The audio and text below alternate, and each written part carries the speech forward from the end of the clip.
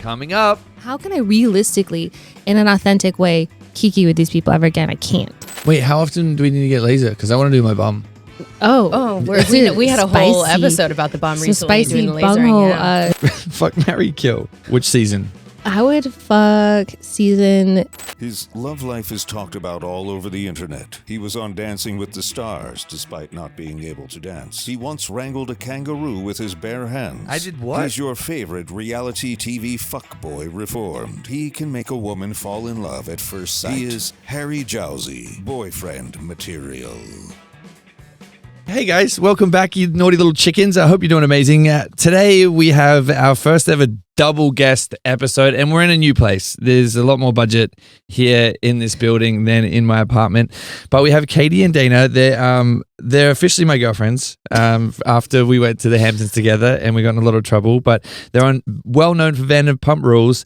Katie is a co-owner of a new Los Angeles eatery, which we'll get to later. And Dayna is a healthcare sales rep. Like, what is going on? Former. Okay, we're not doing that anymore? Absolutely not. Why not? No, because we have our podcast and I don't need or want to. And I sell some health stuff. Yeah, I did healthcare sales for 10 years. I was at like a really stringent corporate job. And then when the podcast started going well, I was like, Earth is horrible and life is short. I don't want to do this anymore. But think about the brand deals for the podcast. You could funnel everyone to your Instagram and then be like, look, buy this breathing machine. So that's someone's grandpa. They're not on my Instagram. Maybe they are secretly. Maybe I should put more ass pics up. But yeah, they're not. Yeah, they're not. Feet pic and ass pics. Yeah. So you guys obviously were talking a little bit about before I saw you guys when we met in the Hamptons, and there was a little bit of drama that we were dating. Those were some. Did you see stories. that? I didn't see. I have no idea what you're talking about. Yeah, that was getting picked up by some. I don't know. Some Dumois, I think it was. It was on Dumois. Yeah, because when we were at the surf lodge, we were all hanging out, but someone had like taken a picture of like we were just talking. I don't know. We were just like facing each other. I was dancing on a table. You were lit. You were you were crazy. dancing on all the tables. But yeah, so someone that how people love to like take a picture and blow it up into something more. But that was pretty funny. It was awesome. Yeah. So hopefully, if they're watching, guys, we're all married and we've got kids. Well, Harry, be fucking for real right now. Okay. Anytime you're seen with anyone ever, don't you think that people assume that you're dating them? I feel like that probably happens to you. It's definitely my fault though, because I date everyone that I'm seen with. You know. Okay, so that's at least you're consistent. So got roped into that. There was some fun debaucherous times. Well, I was also kind of annoyed because I was sober that whole trip, and then they never invited me back. Dom went to like Mexico with them and stuff, and they're like, "Yep, no more Harry." Why? I think it's because I was like, "Yeah, I'm not drinking this trip." But that's a hell of a trip to not be drinking on because it is just so much tequila, and I love tequila and I love Patron. But come the end of the week, I'm like, I can't even look at it. Like I don't even want to see it. Like just constantly. And then you guys were deathly afraid of the helicopter as well. I remember that. Oh yeah, we rode on the helicopter. That was the first time we're hanging out. I didn't forget about that, but I have put that in a pocket in my memory, but hopefully not Harry's pocket because we know what his pockets are like. Not that pocket. Story since before we started recording. Terrifying, but so scary to me. It ended up being an okay ride. Yeah. It was just a little long. It was kind of the ride back. The ride back was fucked. That was crazy. That like little seaplane that we were on. Yeah, it was a seaplane, and it felt much worse. It was horrible. What did you say? Like a bumblebee. Yeah, it felt like a bumblebee in the wind, and not you apparently, but we were very hungover at that point, and we're just like holding hands. And what about Cam when he passed out of the house? Did you remember that with the needle? Oh, I did. He had like an ambulance come for him. Yeah, it was a crazy trip. We came out and there was EMTs, and we're like, "What is going on here?" And it was someone getting Cam was getting an IV to replenish his fluids, and it killed him, and it took him out. It almost was the end of him. Not the table dancing, not the scary planes, not the scary looker on. The IV. Yeah. The scary looker on. Like all the weird people that we encountered. I don't know. There was just like a interesting crowd. It was the best. Yeah. It was great people. Anyway. I liked it. Moving on. We have questions. This is a very serious interview. Okay, so you're doing dry January? Or I guess it's the end of January. It's almost done. Are you sticking to it? Like what's going on? Not me. No. I'm doing dry January. So yes, I have successfully made it. How's that doing? It's great. Is it hard or is it okay? Surprisingly easier than I thought it was going to be. Like for a weekend, I was like, yeah, I can do this. And there will always be an event or a reason to drink. And I just really wanted to take the time. So yeah. Are you going to do it for the rest of the year or just January is done? No, I honestly feel so good. Okay. My sleep has not improved at all. I sleep like shit, and people are like, oh, you're going to sleep amazing. You're going to be sleeping beauty. And I'm like, you're a liar. I have insomnia, so that doesn't change. But I probably will roll it into February, but I'm going to Japan in March, and I've never been to Japan, so I'm going to be doing all the things. So. Yeah, so what inspired it? Did you just have a big, you had a big New Year's? Well, every New Year's and every day is a big day for me, apparently. So I, obviously, you saw me at the Patron trip. I love a little drink. No, you were so much fun. Oh my God, I was having the time of my life. But yeah, I just wanted to give it a try and honestly see if I could. And, you know, we all drink a lot, so. Well, my skin's been dry this month. That's basically it. I think you're glowing. No, my like legs and my arms have been itchy. They're so dry. Isn't that from like the cold weather though? I went to my lips suck. Yeah, I went to Utah, and not only is it dry there, but it was also freezing, and I think that's just like sucks. Fucked me up. Yeah. I hate it. Maybe it has to do with the fires too. Maybe it's like the cold weather and the ashes flying everywhere. We just don't know. Maybe.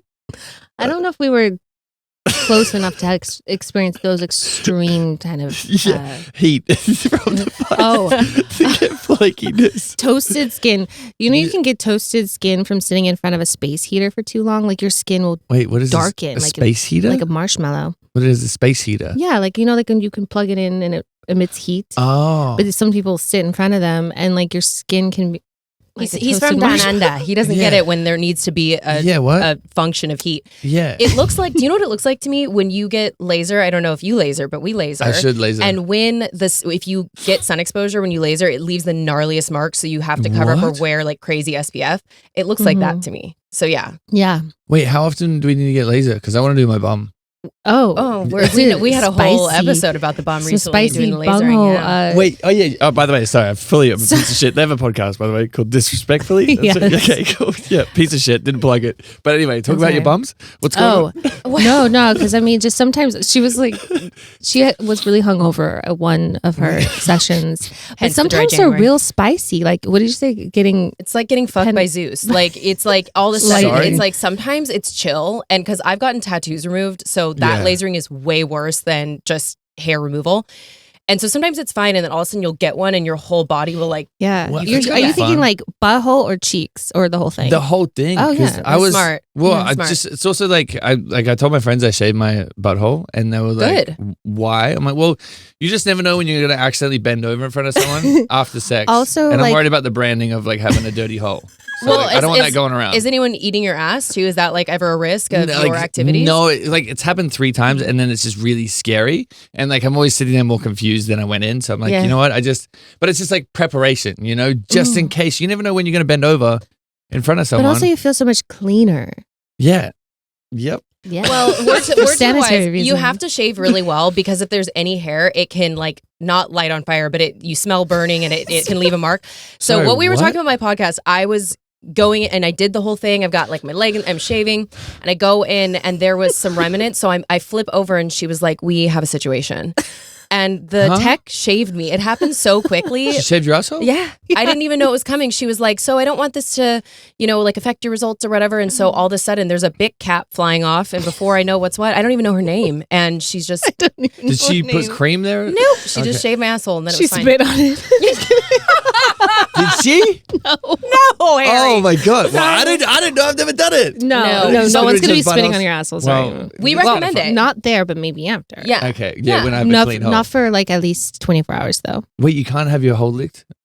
You're not supposed to have sex, but some people do. You're supposed to sweat or have sun exposure or exposure or have sex. Who's getting sun exposure on their butthole? I guess apparently you don't spend time on TikTok because I see lots of people getting. It's called something stupid, sunning or something. And you can get sunning. You point your butthole to the sun in the morning. It kind of gives cult thing to me, but I think it's like you see people in like Happy Baby with their asshole up to the sun, and wait, is this what's on your For You pages? Oh yeah, mine's a mixed bag. Ban your TikTok. Wait, really? That's what you look up? I mean, I don't look it up. I think it just knows me as a person and just listens to what we chat about on our podcast. Yeah, so. Wait, algorithm sometimes, and it's great. Wait, what's on yours? What are you doing? I like pimple popping videos. So those get sent to me, and like rug cleaning videos. So that's my For You page. What about the hoof ones? Have you seen the hoof guy? Oh, the hoof. Oh my God, I can't watch those. What a daddy! It makes me so sick. You love the hoof guy? No, I like the hot guy that puts the horseshoes on. That's what he's talking about. No, are you talking about the guy who does the thing and all like the liquid comes out like the gross? Yeah. No, that is a different thing. It's got to smell so gross, but awesome. No, thank you. No, but we do want you to start lasering and let us know how it goes. It's the you'll be so happy you did it. But you shave it first, and I can't see all the way back there. I just get a buzzer. The and I put a leg up acrobats and go to of town. shaving your anus, your crack is insane. But I also got told if you have white hair, it doesn't work. That's a lie. That's a lie. You see. Like it's True. it's you. It matters, and I'm sorry. It's a little hard to detect. It'll still work. Okay. It'll still work. No one's splitting their butt cheeks apart, and it's like Malfoy pops out. Everyone's asshole hair. I feel like is darker than the rest of their body. Let's be really clear about that. Well, yeah. So the carpet doesn't always match the drapes. Wait, because and then how many times do you have to do it? Is it like? You do it like every 6 weeks or something like that? I go every 6 weeks? 8 weeks. Well, at first, and then 8 weeks is like maintenance. 8 to 12 for maintenance. I don't know if I got to let someone look at my butthole that much.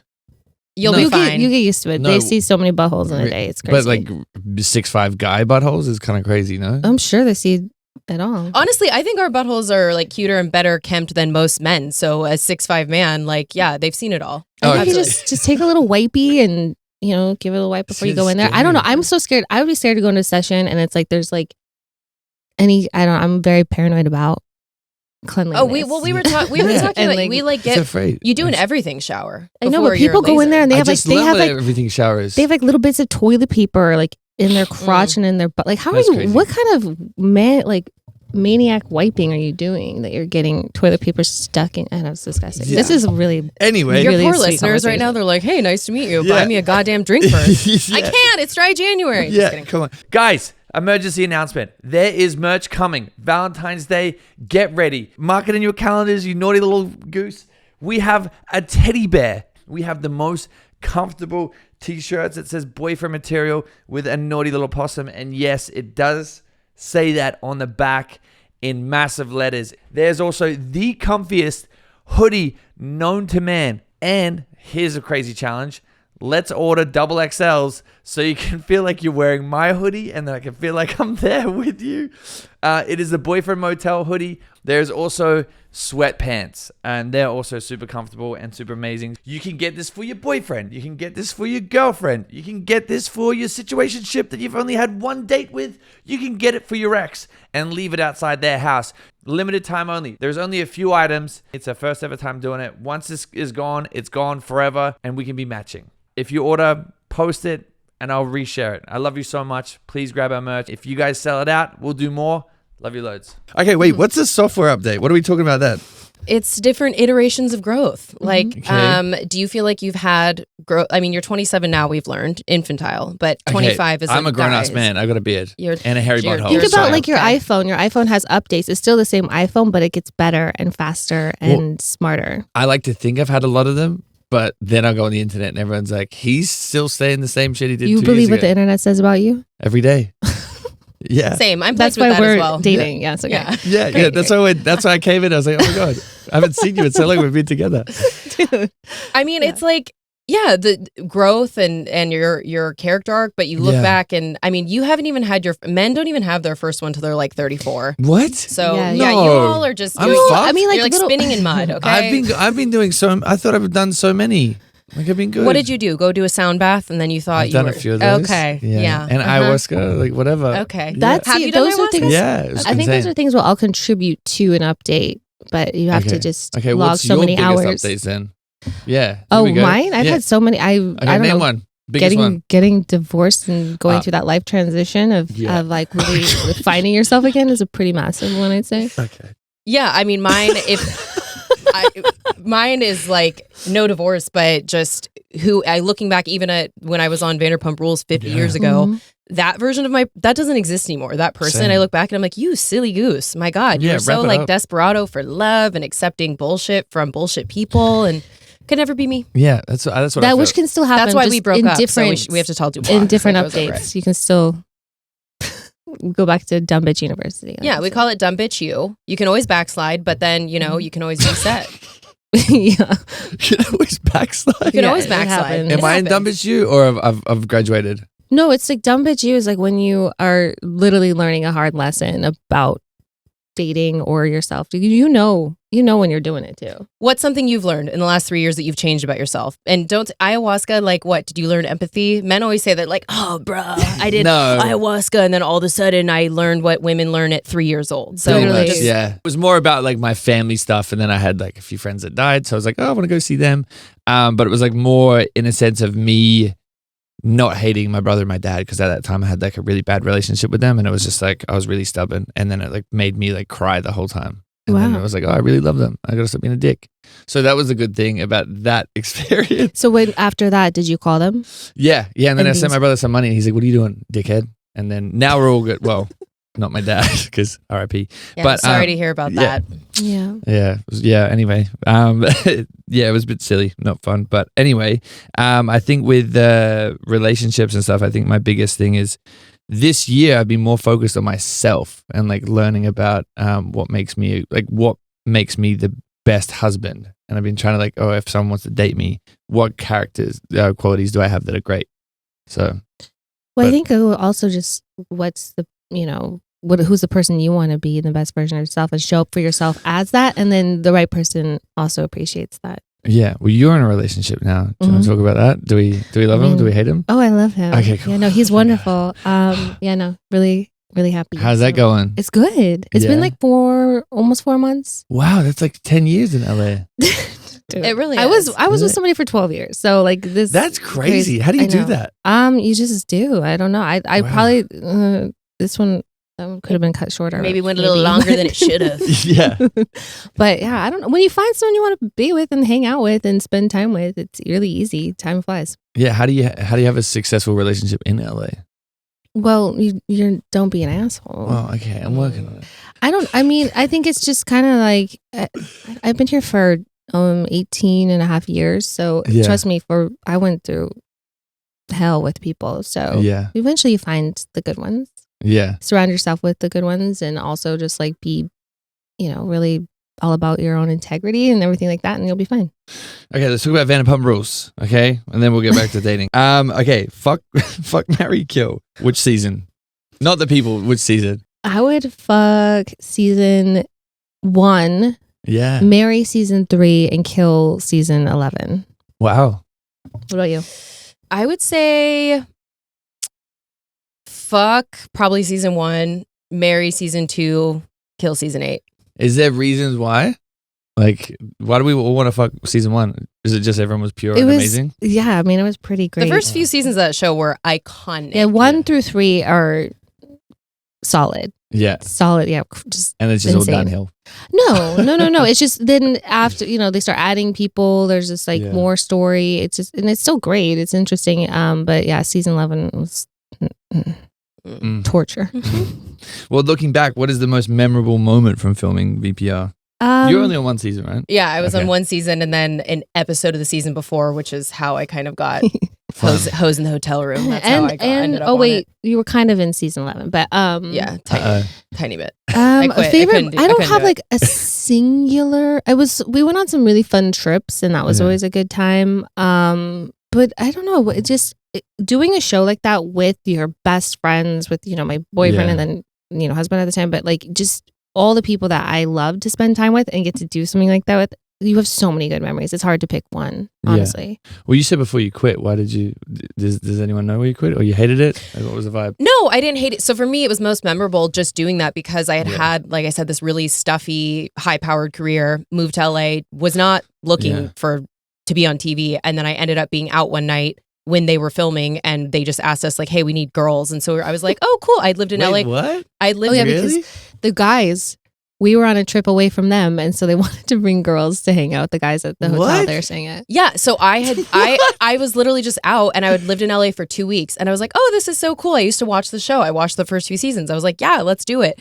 Never thought I'd hear anything about it again. Woke up in the morning with the worst anxiety of my life because I was like, oh my God, like this is going to be on TV, and I have this career that doesn't really give space for being a silly goose on TV. Yeah. And then like 5 months later, the executive producer reached out to me, and he was like, hey, can you give me a call? And I thought he was going to be like, I just want you to know, like, this is bad. It's probably, whatever. And I was like, fuck. Yeah, you're on a table again. Yeah. So I talked to him for like 20 minutes and he's interviewing me. And I'm like, I'm sorry, what is this regarding? And he was like, well, we're looking to add people and we thought you were really funny. And so I kind of got in the mix. So for me, it was a lovely, unexpected thing in my life because it was just not part of my plan. And then it happened. So in general, there was a lot that I loved about it. But then my season aired during COVID. And so then the world shut down and then they skipped filming because of COVID and other reasons that season. And so I started job hunting again and I got another job and I was like, they don't pay you shit when you're starting out, nothing. And so I was like, I need you to pay me my salary and they wouldn't do it. And I was like, okay, bye. I think they maybe thought that I was going to cave and I was just like, yeah. I'm not doing this. And then same thing with season 11. Like I kind of got in the mix and like the first day it was just like PTSD because it's a unique environment when there's shows don't exist unless there's contention and, shit going on. And I just like was like, ugh, no. Yeah, it's a bit gross. Yeah. It's a bit icky. That's why I don't like reality TVs because it's just all this drama. And then after the show, when everyone gets online and like, it's one thing when you're going through it. You live it and then you get to watch it 6 months later. With Peanut Gallery. Yeah, what is a day of the life like when you are filming? It depends. It's different every day. That which was kind of nice too. It wasn't like, the same thing over and over. So I mean, some days we filmed Tuesday through Saturday. Tuesday through Saturday? Saturday were our film days because at the end of the day, it's still like a production with a crew and members of the production crew that are, unionized and things like that. So there are like work hours technically, and we had like 3 crews that circulated or cycled. Yeah. So some days I would film like all day. I'd go film at one of the girls' houses and then I'd maybe film like a happy hour and then that's it. Or I'd just have like one group event that day. So it changed every day. And sometimes if there's drama, if someone got in a fight the night before, then your entire schedule changed the next day. What, really? Yeah, because they got to follow the story. Wait, how quick can the cameras get to your house if there is drama? Like, the lightning speed. Quick. They're there before. What? Yeah, quick. Real quick. Like if you send a text like, you're a bitch, it's like, bang, there's cameras outside. Is that how quick it is? Like Batman? They're like, we're coming over. And, everywhere in LA takes 20 minutes. So. And sometimes you don't know the context. They're like, hey, you're of this time and like, we'll be there. And then it's like someone's meeting you at a place to like tell you someone's got to drop a bomb. Yeah, someone has to tell you on camera like what the. But you can't like text each other like, hey girl. You're not supposed to. You can. And we were always really good about not doing that, most of us. Because it's no, you don't want to hear something twice, and like how like your first initial reaction to something is always going to be way more fascinating than having to fake it. Wait, that's so fucking crazy. But would people would text each other then and then like ruin it, or you just? Yeah, there's one girl that really made a habit of that. Wait, really? Yeah, I don't know this drama. Yeah, she would like we'd be filming and she'd be like and we'd be maybe talking about her. I don't know if it was her boyfriend or husband or whatever at the time. And talking about stuff, and she's like texting him, telling him everything that's happening, which, okay, fine, if that's normally what you do, but it's like... It's a TV show. Like, we're here to... This is a very like strange and specific thing that we're doing. So yeah, that was always frustrating because you're like, why would you do that? And when it got back to production, you'd get... you get in big trouble. You get in trouble because so if you are going to do having that, these chit chats, you better do it. Better be slick, very low key, very whatever. But yeah, no, I was. Wait, why don't they take their phones though? Well, that's not. Well, because we're not in a house on an island, Harry. We're not fighting for love. We're living our real lives. So they're fighting against love. I would hiss at someone. Get the fuck away from my phone. You can't have my phone. Absolutely not. But even when we did Amazing Race, like they take your phone, and you're like running around India, and you're like, oh, where am I? What am I doing? What reality show have you not done? You've done Amazing Race? Yeah. Did you win? Your show, I didn't do. Okay. Yeah. That was it. There you go. Dumois said you were there. Yeah. That we were dating. You never know. Who knows next season? Yeah. This is getting all my intel. Amazing Race. How'd you do? I got 4th. Yeah. Oh. Yeah. So we were doing okay. It was like the Australian like celebrity one, but it was just like a bunch of silly sausages that no one knows. And it was. So were you paired with another celeb or someone from your real life? One of my friends he was on Love Island in Australia, and I was like, oh, I've got to do this show. You want to come be my partner? He's like, yeah, sweet. Because everyone like brought their like siblings or whatever else. But I'm like, no, this guy's a dickhead. Like, let's go. He's the best. We had the best time. But it was really tough and really sad. What was your favorite one that you've done? Gosh, I think it's either Amazing Race or like Dancing with Stars because they're like feel good shows. You know, it's like, oh, you feel really nice being on that, but then after you always get involved in some drama because everyone wants to see you fail. Because you date everybody? Yeah, because I think you're maybe the problem. But I definitely you were on our friends season. Ariana was on your... Yeah. She crushed it. Yeah. Why is she good at everything? Like, that's kind of annoying. I don't know. Some people are just blessed. Yeah. They're God's favorite. I don't know. Yeah. And she's a really good person. the best. Yeah, so annoying. Anyway, back to you guys. Sorry. But yeah, no, you guys should do Amazing Race. You guys would crush it. It's so much fun. I don't know that we would do I think great. it'd be fun. I would love that. You like to travel in a very particular way in which we were discussing on the way here. You would hate that. That part did suck, but the thing is, because it was like for this particular, not when I'm going on vacay. Okay, fine. Let's throw in the universe. Hey, Amazing Race. If we want to do it, I'm just okay. No, it's like it brought me and my best friend like really close together. Love you. You would be. I could for the purpose of the show, I could make it happen. Okay, good. Let's send us a contract. We'll see. Yeah, no. That's a very different scenario. And when I had to travel with Vanderpump, I didn't get to be particular. So I have suffered. I'm sorry you've had to relive that. It's been really today. hard. You doing okay? Yeah. Okay. I don't like to. I'm very bougie when I travel. Wait, really? It's one of those things. Some people are like, I'm gonna have this luxury in my life and I don't care. There's so much stuff I don't care about, but that's one of those things. Like what? Like you have to be first class or a PJ? Like what's going on? PJ, please. Okay. No, like first class or at least like a comfort seat. Okay. Because I want to be able to have access to a bathroom, have like a bottle of wine. I mean, economy has access to a bathroom. I'm pretty sure every seat on a plane. You guys know what I'm talking about. I'm gonna have to climb over 16 people. Excuse me, the one person in the aisle seat sleeping for whatever reason. Why'd you pick that seat if you sleep on a plane? Like hello, and then I walk. If I'm not all the way in the back of the plane, then I gotta walk to the back of the plane because they don't let the peasants up into the front to use the bathroom. Anyway, this is my point. We'll see how it goes. So I look forward to doing the show. But if it was for like entertainment purposes, I would do it. Yeah, no, it was the traveling was the hardest part, but they weren't filming that. That's what really pissed me off, and because it was like 200 people, like always on the move, it was a bit ridiculous. But yeah, it was just because it felt good because you're like, oh, you get really close to your best friend. Yeah. But then we'd throw tantrums and we got in trouble with production. And you're actually not allowed to run. Like you're not allowed to like sprint. You have to like walk really fast. And my walking pace is a run. It's like a soft jog. I get side cramps trying to keep up with her. Yeah. I'm tall for a girl. We're both 5'8", but I just like what? A to B. I'm like I'm tall for a girl. We're both 5'8". Well, that is tall for a girl. I think the average height for women is like 5'3", so that is tall. Yeah. What? Yeah, 5'8" is where tall starts. Some 5'10", 5'11" chick listening to this is rolling her eyes. I'm aware, but we are in the category. We're at the bottom of the category, but we're in it. Yeah, I didn't realize. Yeah. Well, just because you're so high up there. Well, all that altitude sickness, you're like looking down for little ladies running around. Where are they? What's one thing that no one knows about the behind the scenes of Vanderpump Rules and they'd find it shocking? Is there any craziness? I mean, people always do find it shocking when the cameras don't follow us around all day. I don't know why that's shocking, but they're like, they don't just like show up and then just be like, what are we doing today? I'm like, no, we get like call times. Yeah. It's they have to clear like locations for us to film at. We cannot just roll cameras everywhere. It's a lot of the times you'll see at locations where like we would never normally be there, but it's because they've agreed to do filming. Yeah. And so it's like being on reality TV has ruined it for me in a way because I watch and I'm like, I've been watching a lot of Love After Lockup lately. It's my new thing. Wait, what is that? Oh, it's so good. These people start dating people in prison and then they get out and then it follows their story. It's like honestly the only reality show I'm watching.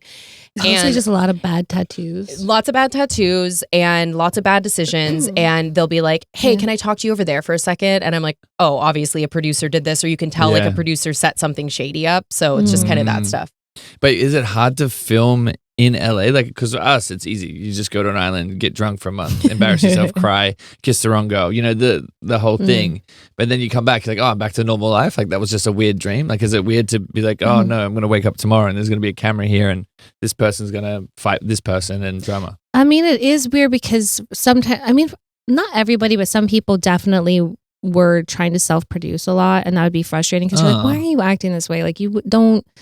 That those times would get frustrating, I think, because you're just trying to be as authentically yourself as possible. When you see somebody else like trying on a new personality, you're like, okay. People try on new personalities, or like, really? Yeah, people think. I think they think that they can sway an audience opinion. And the one you were just so fucked if you think that you can predict what an audience is going to think or feel. But they would think that, and they would just sort of like be like, well, I'm going to be this season. I want to be more like this because you want to appeal to people more, but it never works. It blows up in people's face every single time. People on the shows I've done, they'll always be like, I'm going to end up being this big, or I'm going to get this deal, whatever else. Like I remember when to what the handle, there was like one of the guys was like grabbed one of the girls in front of the mirror was like, we're going to be in the cover of GQ and all this stuff. Like, brother, you're in a dating show. Like you're getting drunk. Like we're not going to win any awards for this. Like we're not doing anything out of ordinary. Like it's kind of crazy. And also I would tell people that like if you start like thinking about or like trying to manipulate the audience, whatever else, you just look like you're lying. Like you look very shady. That's why I was perfect because I just don't think. I got no brain. That's why you've done so many. Yeah. How many have? So I don't watch any of those shows. Don't watch them. I watched Too Hot to Handle because it was the first season that came out and that show was wild. Crushed it. Yeah, you guys. Well, COVID. What's her name? Francesca. Yeah. They couldn't keep their hands off each other, so they kept having money taken out of them. Oh, is that the one where if you touch it, like you can't kiss, you can't not have sex. Can't do anything. Well, you can. Just costs money. Just costs money. And he's like, I wanted a blowjob. Yeah. Wasn't that the big thing that she like gave you a blowjob or something and it drug down the money? I think so. Yeah. It was 2019. It's so Lord of the Flies. Then everyone else is like, you got domed up and now you took it out. Would they get mad at you? What is Lord of the Flies? Everyone would say that when we were filming. And I was like, I don't know. Read a book, babe. Have you never read Lord of the Flies? Is there pictures in it? No. Well, clearly I'm not going to read it unless it's Cat in the Hat. But you know what it does? It makes you have pictures in your head because you're using your imagination. You're reading. I don't have that. Yes, you do. You haven't. You just haven't. It's a muscle you haven't quite flexed. Maybe you do after ayahuasca. We just don't know. Maybe you're going to become a voracious reader. Well, that was a weird little drink. I saw a lot of things. Yeah, I know. I tried to read, but then I'm like, audiobooks are way better. I'm a big audiobook guess what? I'm sure they have it on audio too. I'm sure you can download Lord of the Flies on Audible or something. Yeah, but why is it flies? I don't know how. That's a hard. Whatever. This is not the Cliff Notes podcast. Yeah. This is the boyfriend material podcast. So you go ahead and reread it, listen to it, and we'll come back on. We can talk about it. Look at it. I'm reading here. I'm reading your questions. There you go. Okay. Okay. So there's a new cast on the show. What's going on? We hate them. We love them. Why did they do that? So they're rebooting. Are they rebooting it? They're rebooting it. What's going on? They're bringing in a whole new cast. I was very much, especially after the last season, done with the show. I mean, it was 11 seasons. That's a long time to be on a show, and I never thought that I would get to the point where I wanted to walk away. But so many relationships were damaged beyond repair, and I just was like, how can I realistically, in an authentic way, kiki with these people ever again? I can't. Like, I genuinely hate some of them. So why would I do that? It would be so fake and phony. And the whole premise of the show is like a group of friends that travels together and hangs out and fights sometimes. But like, it just got so dark. So you were just like, after this season, we're done ever. Yeah, but then they decided not to bring us back anyway. So it works out for everybody. Do we know these new people? No, apparently I know they were doing like a little bit of filming something at Sir Restaurant last year, but I'm signing up. He walks out. He's in like, a surf he's shirt. like, you're saying there's another show I could do? yeah. There's actually a camera crew out there waiting for me. Yeah, amazing. That's kind of right. So obviously it's a restaurant, right? But is that real or no? Yeah, the restaurant's real. I was all like, us all in season 1, all had been working at Sir for a couple years before, and like Lisa Vanderpump started on Beverly Hills Housewives. So, okay, so all right, would you? I don't know.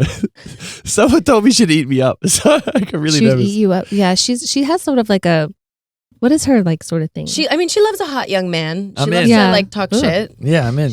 I know my ex and her like had a weird thing. Not that actual thing, but like he was like had a crush on her, and she was like, baby him in ways that was like, all right, this. Well, like with Brett, like she, was like a hot, tall. Oh trainer, yeah. I want to do that. Can we do that? I think you're soft launching your Vanderpump Rules career. You can just say that you're on it. That's fine. Okay. Just tell us. I'm on it. Yeah. The restaurants are kind of like Disneyland after a while. So like when I joined in season 8 and they forced me to work there, people are going to like see the attractions. They come in, they're like, the attractions being the people who work there. And then when I did it, I had never served before. They made me serve to like introduce me to the show. So I was like actually working and the show is airing, and people would come in and ask you the most wild shit and like force to be in your section, and it was so it's a very different weird thing now. Wow. We worked there for so long. It only wasn't until like season 6 or 7 that we stopped working there, just because it was hard. We were working like modified shifts. Like I wouldn't even have a full section, but just to kind of keep up the appearance of working there. Yeah. And the entire show itself. I mean, again, I don't think anyone anticipated the show going that long that they thought like, oh, we'll just make a show about people that work at a restaurant. Like, well, no one's trying to be a lifer at a restaurant. Yeah. It's even if it is this opportunity, it just gets hard. Like, it wasn't even by our own choice to not work there. But yeah, it was. People would get aggressive. And then like season 8, it was so clear that they hadn't been at the restaurant and they would try to write into storylines. Like I remember one time they were like, had Jax go in and bartend. And he was like, yeah, sometimes I like to pick up extra shifts. And it was so clear that it was so phony. I'm like, he just bought a house. Obviously he doesn't need to go he's chilling. Bartend a shift. And they were just, I love that. I love those guys. I'll be in there. Yeah, you can just like pretend to bartend. Wait, shake a mojito and get the fuck out. Yeah, get my little nipples out, They love that. You'd fit right in. That's my favorite. You can only button your shirt up to like the belly button. Everything else has to be open. That's really? I'm in. That somehow it's just like every show I do, I'm shirtless. So we can tell. Yeah, we know. Okay, yeah, cool. Yeah, we get it. What advice would you have for the newcomers on the show? Don't try to recreate storyline. Don't try to self-produce. Don't try to be interesting. If you are interesting, it's gonna read. So that's it. Yeah, just be who you are. Like if someone's trying to expose you for something and you're just denying it, you look like a dumbass. That's me. Is it you? Again, I've never seen you on any of these shows. So like, who are you on the shows? Were you though, or were you trying to be something? No, I think on all the shows, like there's like an element of like, okay, I have to be like 20% extra because again, like it's different because you guys know like there's gonna be another season and it's gonna like. Same characters are going to come back, but with us, it's like you kind of get one season and that's it. And if you don't do anything crazy, like you're kind of forgotten. So I was like, all right, well, I have to. Like I did a show before, Taught to Handle, and I won that show. And I'm like, okay, I've got a taste for it. And I'm like, I better be crazy. And then I went on Taught to Handle. I was like, I want to see the craziest shit. And then it worked. And I was like, okay, that's obviously what worked. And now I've been in it so long, and I'm like, I can probably just like not do this stuff anymore and not be like a little bit crazy, a little bit silly. But you still got some gas in you, I think. No, I got tired of it. I'm getting married this year. You are? To who? Wow. Congratulations. Is this is Harry finds love? Yeah. Oh. That's so Charlotte in season 2 of Sex and the City when she's like, I'm getting married this year. And they're like, oh my God, to who? And she's like, well, I don't know yet. That's why I'm here talking to you. I'm Charlotte. Okay. But like, you're young. No, I'm not. 27. As somebody who's married and divorced, don't get married. I'm 34. She's 39. Relax. Don't get married until after you're 30. Totally. No, I just feel like I need a kid and I need to like start that transition. Well, you can have a kid until you're old and dusty. No way. Yeah, your shit's gonna work into your 60s. So do not be in a rush to have my kids, shit is no way. No, it's like, yes, I'm gonna but be. It still works. You don't know this? No, I didn't know this.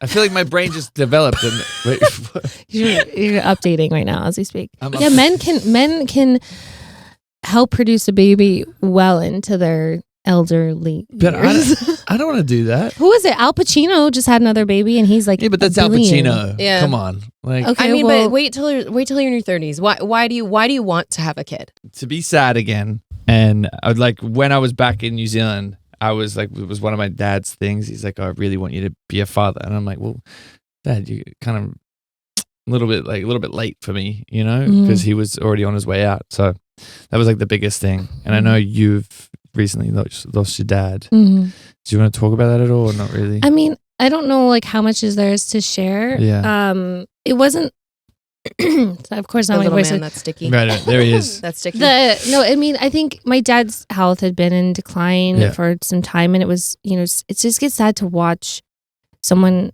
in that sort of state. Yeah. Like he was living in assisted living and had, caretakers and things like that. So it was just a bummer to see that decline in him. And so I think when it came down to like when he did pass, it was sort of like a bit of a relief. I mean, my brother was really close to him. I wasn't as close with my dad in the later years. He lived in Utah, but my brother was super, super close with him. And so it's been really difficult on him. And so have you dealt with the grief? Because I know it's kind of a weird thing for me to deal with. Is because like it comes in waves and it's like really, really annoying. Because I'll be having like a really good trip. Or like we'll be having a really good day. And then I'm like, fuck. Dad, what are you doing? Like, it is. I've never lost a parent, someone this close to me too. So it's almost kind of like, I'm not trying to be numb to anything or anything like that, but it's just, there's just like some added like elements to the whole thing that make the grieving process just a strange feeling to have. Yeah. So I take it as it comes. I don't suppress anything if it does come my way, because I think it's important to feel those things as they come up, because but you can't, I don't think you can just sit and like be like, this weekend I'm gonna grieve. And then make a decision sucks. to do that. So it's like, so I'm just trying to just, I don't know, keep things positive and light and focus on, what's happening in front of me. I don't know what else to do. Yeah, well, okay, to be honest, I think that's the main reason why I really want to have a kid and wife this year, is because my dad the whole time, he's like, you'd be a really good dad and whatever else. And so that was where I was like, okay, I should probably like figure it out and be very selective. That's why I was. I don't want to selective. I just want to do it. That's why I was asking, because not to tell you how to grieve or whatever. I lost my mom 12 years ago, and guys, what are you doing? Yeah, they're all fucking losers. Yeah, literally like mom. But my thing about it is like I did not do well with. I was very close to my mom, so it took me years and years to even be okay. Like I look back, so talking about software updates of who I was for like 3 to 5 years after my mom died, and I don't even recognize that person. Wow. And I think I used to really, really want kids, and now I'm very much on the fence of like, if it's meant to be, it'll be, and if not, I'm just fine with how my life is. But I think for a long time, that's part of the reason that I felt that way, is I was wanting to have them to fill something that I lost and create this family unit. But now that I've had more distance from that, I see that, and I'm very glad how things have turned out for me. So just highly recommend to work on healing right now. Me? Yeah. No, it sounds like you want a kid. Let's go half and half. Let's go 50-50. No, how did you deal with grief? Like, what was your? Because it's a constant thing, right? I didn't. I did a very, very bad job of it. Okay. I mean, I have insight now to pass on to others, and very good perspective.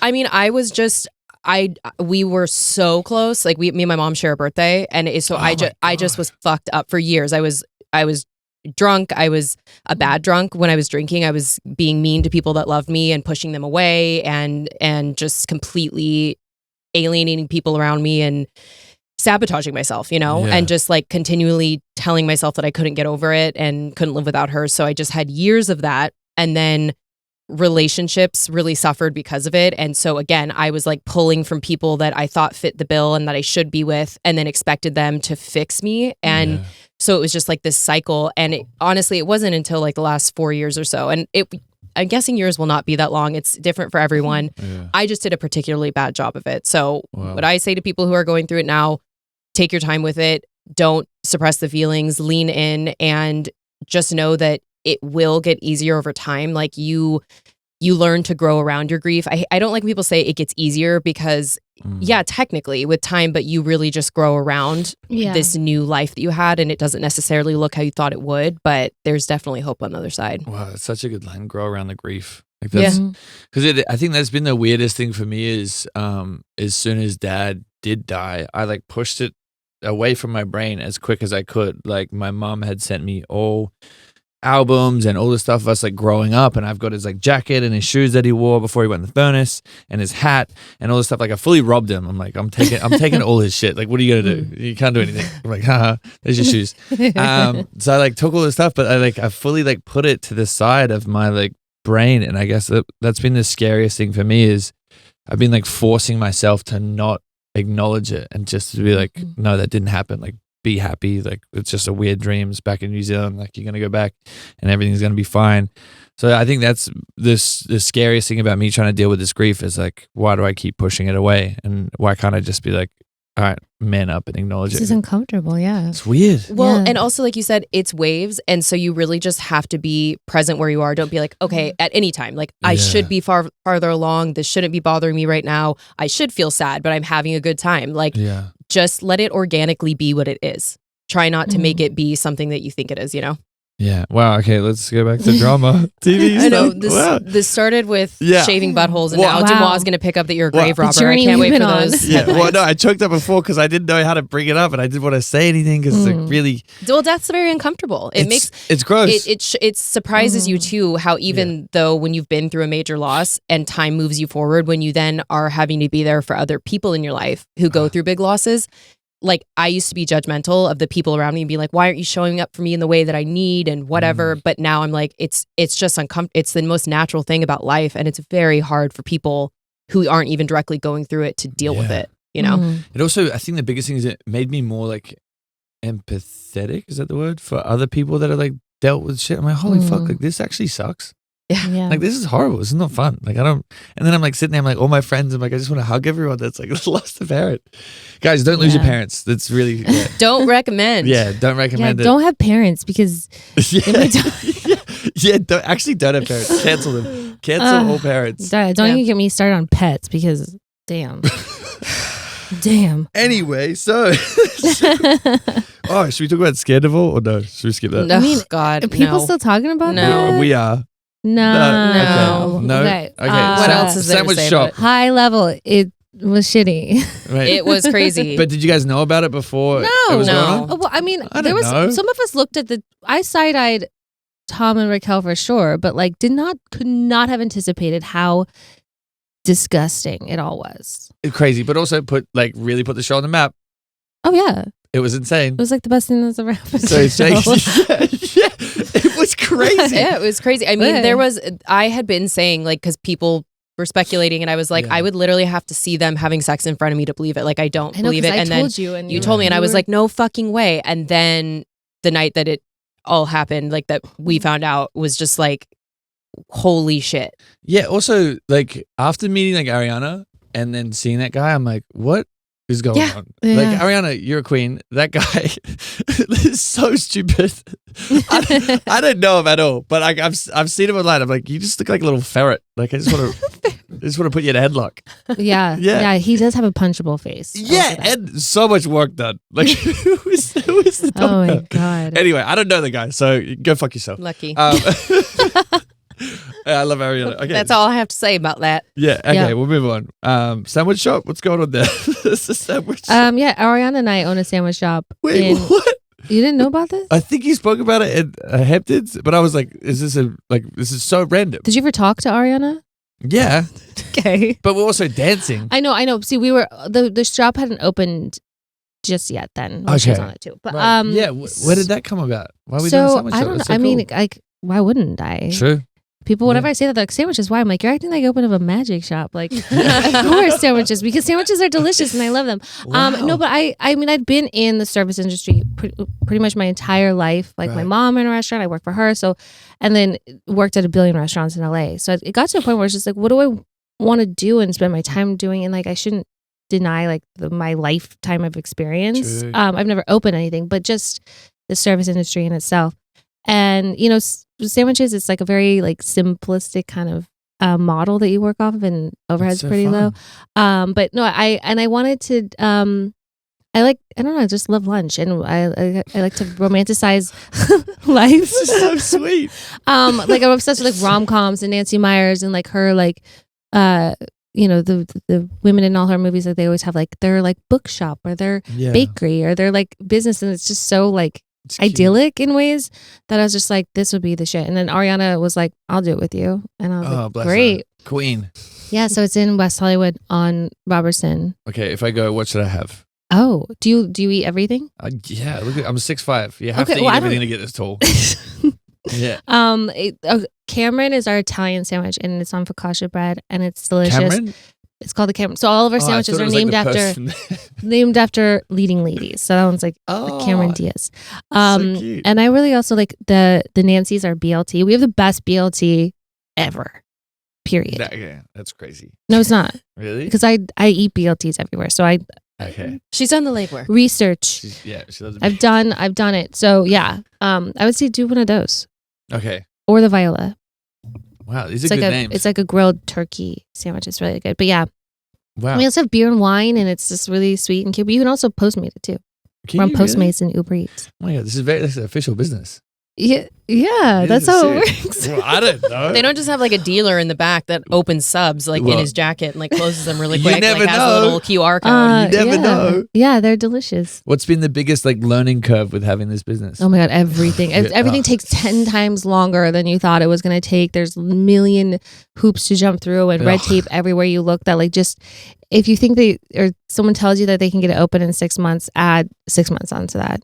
Really? Yeah. Oh. I mean, there was so much to learn. I did because we didn't really know the process and how it. So we hired consultants. We hired someone to help with our permits and things like that. Just to like, we didn't know where to begin. We were like, we need the opening a sandwich shop for dummies book. Like it was really, wow. but I feel really proud of us for our doing, what we needed to do or making smart decisions along the way. Not all of them smart, but it's going to cost a ton of money. Yeah. More money than you think. Yeah. Owning a restaurant would be ridiculous. My dad would always tell me that the worst decision you can own is a nightclub or a restaurant. Yep. And I'm like, thanks, Dad. Sweet as. So, yeah.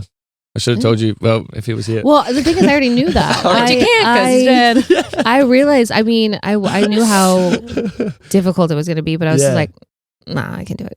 Yeah. Wow. I'm going to be fine. Okay, moving on to me, because I'm cool. Do you think I'm boyfriend material? Yes. Why did you pull that face?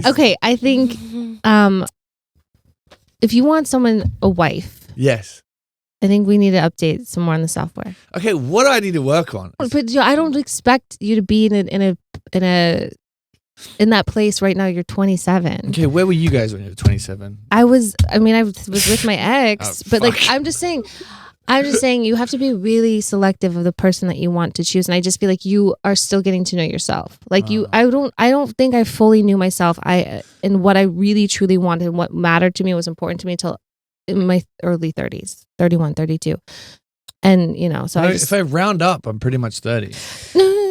That's like, if I round up, I'm pretty much 40. We can all do that all day. To be boyfriend material or whatever, like to go from situationships and then have this huge life event happen that was devastating, catastrophic, to then turn you into saying like, I want a wife. I don't think what you want is a wife. I think what you want is to feel better right now. And that's fine. You're 27. You're so young. So I think that perhaps you have a journey just like everyone does to go on for a little while. And then you'll get there when it's supposed to happen. Oh, gosh. But like, why do you want to be boyfriend material so bad? Why do you want to be something that you aren't in the moment? If you feel crazy. Do you feel like you're boyfriend material? I feel like, yeah. Okay. You sound very confident in that. No, sometimes. Well, being a boyfriend's a full-time job, It babe. is. Well, it's not like you don't clock in and clock out. I don't drink. I don't go out. I don't do anything. I just like hang at home with my dogs. I just want to work. But I also was like, once that meteor hit with my dad, I was like, okay, well, I just want to focus on work and I want to focus on becoming like a good version of myself. Yeah. But then I go back and then I was like, well, sex is fun and having people around is fun, and I don't really want to be alone. But now I'm trying to be celibate, but I keep relapsing. So.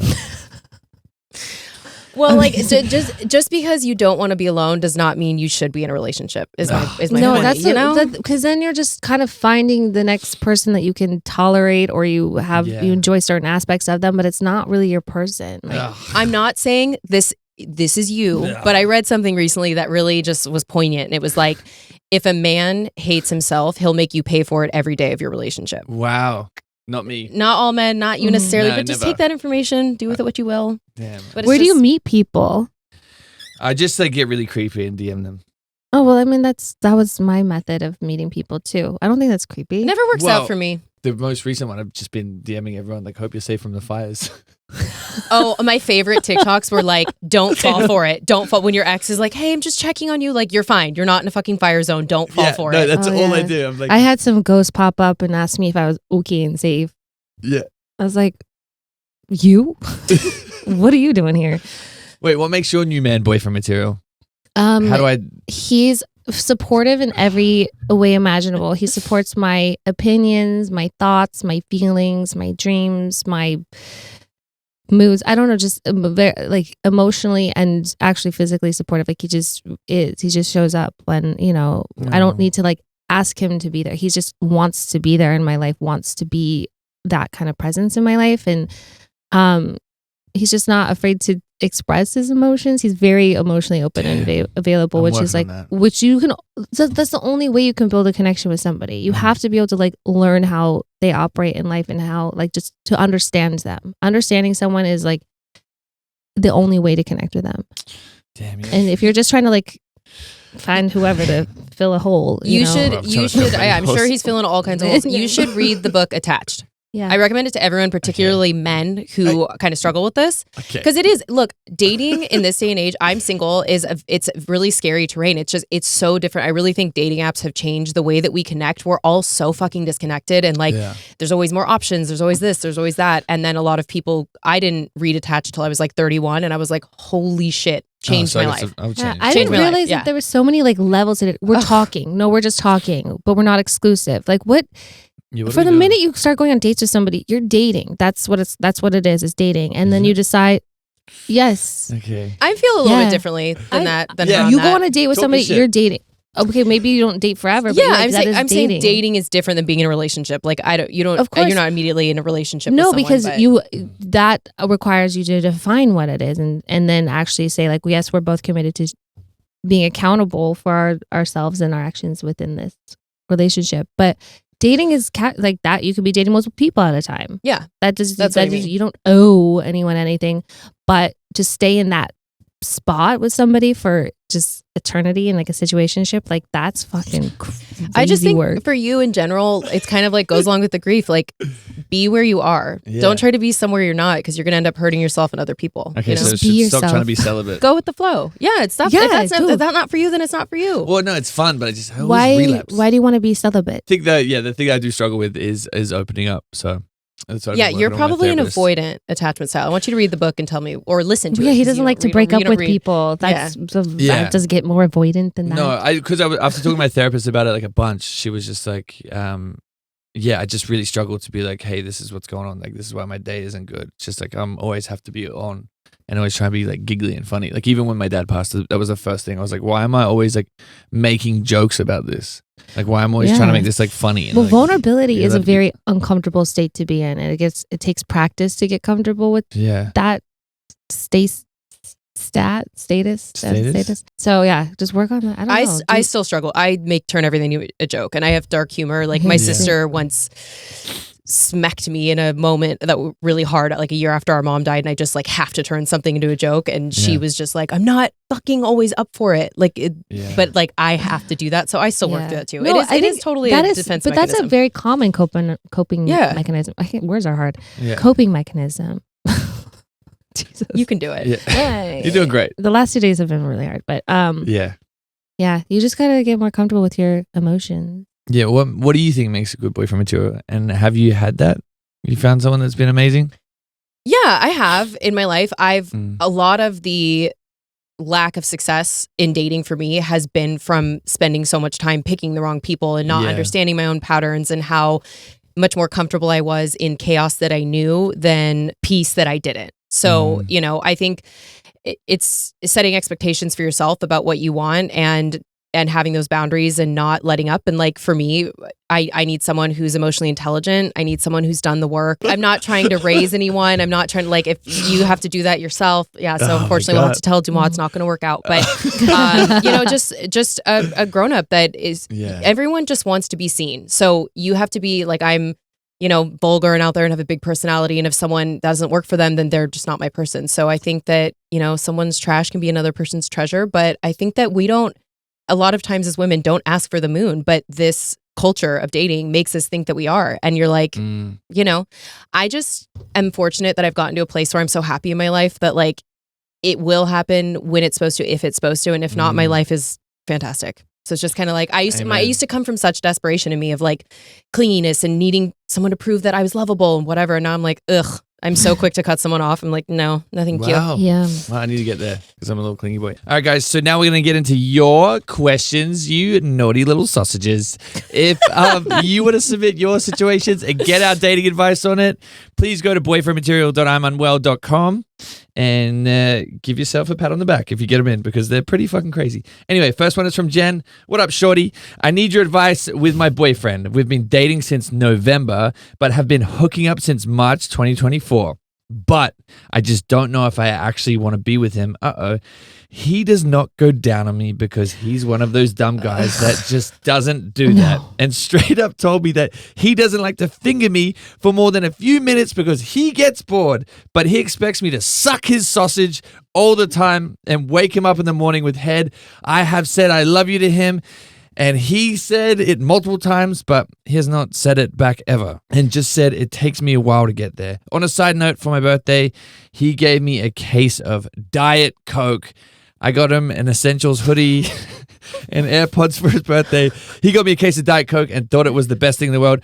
So, like, what are your thoughts? Please and thank you. Ladies, take it away. So many Jen, thoughts. Oh my God. I don't believe love can exist if I'm not getting eaten out. So let's start with that. Also, if he doesn't even like want to put a finger in you, like, your boy might not be into me. Yeah, I think he has some exploring to do. Yeah, he should, and he should. Get his ass lasered. Absolutely. Yeah. Here's the thing. I think that if you're not sure also ever in a relationship and you're at the point where you're in a relationship and using I love you, break up. If you're not sure, then that's not a relationship you should be in, particularly if he's not eating you out and feeling bored by fingering you. He should be chuffed to bits. Yeah, those are he should be thrilled. Basic standards in a relationship that you just need that are like non-negotiables. A case of Diet Coke. Yeah. That's so crazy to me. And like, I don't know, I feel like he's a good example of you're not asking for the moon. Yeah. And I bet you want to be eaten out and fingered. And you're sucking his dick all the time. Yeah, you're not. Ew. Bottom line, you're not compatible. So yeah. So break up? Break up. And we love you. I'm sorry. Go find someone who just wants to spend hours down there. Okay, next one is from Anna. Hello, Anna. How do I make a move on a guy that I've liked for so long and I feel like I've been flirty and he just doesn't see it? He is such a gentleman and I never pay for dinner or anything when we go out, even though I've offered. He will not allow me to. What do? I just don't want to ruin the friendship we have, but I really love him. What do we do? It sounds like he might be into you too. So maybe he's just a little. Well, he's paying for everything and like. Well, maybe, yeah, but like that doesn't necessarily equate to that. I feel like is sometimes the narrative we lie to ourselves about. Like, I feel like he does see it and he's not acting on it. I feel like men are pretty straightforward, but you tell me. No, I think some people. I think some people can be in their head about stuff. He might be trying to get a temperature check on you, and if you're interested in him, because some people don't want to be rejected. Write it on a napkin. I really like you. I like this was a similar situation with Nick and I. Checkbox, yes or no. I didn't know if like he was like interested in me, even though he was like really supportive, really nice. Like there were signs of it, but he never hit on me or anything like that, and he didn't know if I was interested in him, if he was like my type or anything like that. So like when there's levels of interest and people aren't expressing or showing them like just full out. Yeah. So maybe I don't know. Wait, how did you guys figure it out then? We hung out one weekend and I think it was becoming more obvious and we just kissed. So you think Anna should just kiss him? Just do it. I mean, how long of a friendship is this going to be if you have this unrequited love? So like just say it. People are dying, Anna. Like wrap it up. I know everyone doesn't want to make it weird, but I think I don't know. I get the impression that maybe there's some interest there. So surprise yourself. Yeah, kiss him. Give him a Diet Coke. Maria. Hi, I slept with my best friend's brother. Woo! It was a drunken night and me and him just happened. I let my best friend know immediately, but him and his girlfriend have been together for 3 years and live together. So when I see her around and she gives me hugs, I just feel so awkward. Should I tell her? Should he? I'm not going to stop coming around the family, but I also don't know what to do. Oh, he's in a relationship. Yeah. The one she slept with. Yeah, have a threesome. Bad boy. Yeah. That's your option. Threesome. God, I love a hot brother. That's so great. And you know when your friend has a hot brother and you're like, can I come over? And they're like, sure, I guess. And you're like, is your brother home? Like, why do you care? I'm like, just no reason. That's really shitty though. I don't say anything to her. I mean, I know it's like girl thing, but like, ugh. I would say prey on his downfall. What? I mean, she knew that he was in a relationship. Like you're fucked up, but like you did something gross too. So I don't know. I don't know that it's your responsibility to tell the girlfriend, but maybe tell the brother like I'm uncomfortable with this. You know, blah blah blah. I don't really know what to do there. That's a pickle you got yourself in. Yeah, I'd kiss her. Yeah, you kiss her. Well, I would look. It's horrible. It sucks. It's a shitty situation. I'd be like, brother, you have to tell her, or I'm gonna have to. No, you have to tell her or I'm going to go down on her. Those are your choices. Yeah, I'm going to give her a Diet Coke and make her squirt. Yeah. Hold her like a bowling ball. Whoa. Okay. Okay, well, that's it. Thank you guys so much for hanging out. Follow Disrespectfully. Tell everyone about your podcast, where to find it, and give yourselves a big kiss. Yeah. We have new episodes. Wants us to make out. Episodes not again, Harry. No. Wednesday and Friday. Wait, 2 a week? Yeah. We do 2 a week because Wednesdays is like our just gab-in episode, and then Friday we have a segment where we answer questions and give advice, and then people write in their insane stories. Call them our hometown heroes, and so we just share with the class. Wow. So yeah, you can find it anywhere you get your podcasts and YouTube. Watch it. Watch it. do a whole thing. Anything else you guys want to plug? Sandwiches. Come Go get eat a a fucking sandwich. sandwich. Or you could Uber Eats, Postmate, or whatever. They're delicious. Yeah. Go eat a sandwich. If you have a hotter, older sibling that you think would be a good fit for me, have them slide in my DMs. I don't get nearly enough DMs, so I'll put that out there. So you heard what I want, emotionally intelligent, easy on the eyes, that whole thing. And stop sending my account to her, guys. Yeah, just I can't reject any more of those messages. Yeah. Well, guys, thank you so much for hanging out with us. Very exciting. Merch is on the way. If you did enjoy today's episode, please give us 5 stars and text your parents because they're all going to die one day. All right. Thanks, guys. Bye. Grim. Oh, my God. It's so good.